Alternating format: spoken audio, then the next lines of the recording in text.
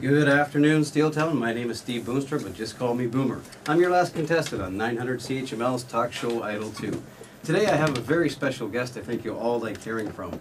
On my last show I talked about kids and parents in sports and the unreal pressures that we're all put under. And you, the CHML listeners, responded fantastically.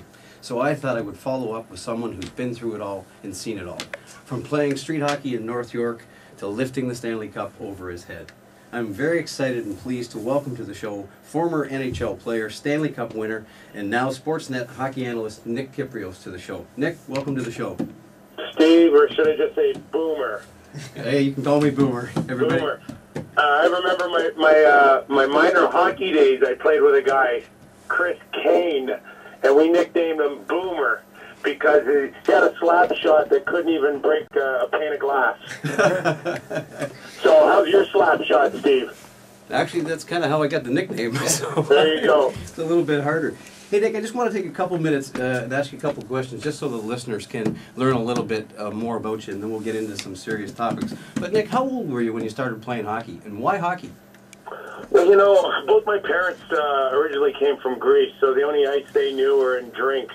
And my dad couldn't skate, but I just remember, you know, in the early 70s, watching our black and white television, and my dad, right from the get-go when he came over from Greece, absolutely loved hockey.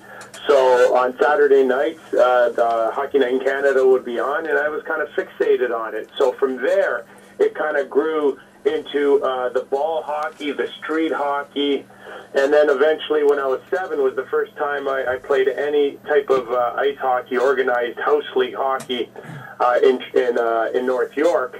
And then from there, the love and the passion just grew great leaps and bounds for hockey. Wow. Now, when you were playing, Nick, I mean, how old were you when you knew that you actually had a real chance, that if you kept doing what you were doing, that you actually had a shot at making the NHL?